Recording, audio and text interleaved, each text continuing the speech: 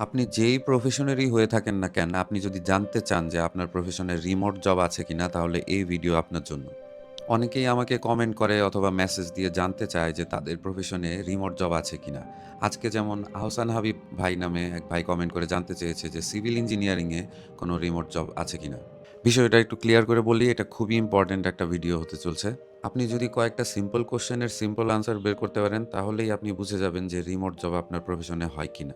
১ number হচ্ছে যে আপনি বোঝার চেষ্টা করবেন যে আপনার প্রফেশনে কোনো কাজ কি কম্পিউটার দিয়ে করা যায় কিনা?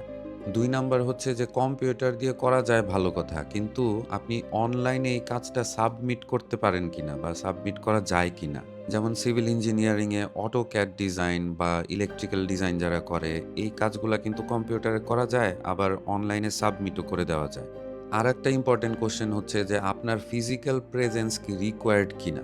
আপনি কাজ অনলাইনে করতে পারলেন, সাবমিটও করতে পারলেন, কিন্তু আপনার ফিজিক্যালি তারপরেও থাকতে হবে কিনা, এটাও কিন্তু একটা ইম্পোর্টেন্ট কোয়েশ্চেন।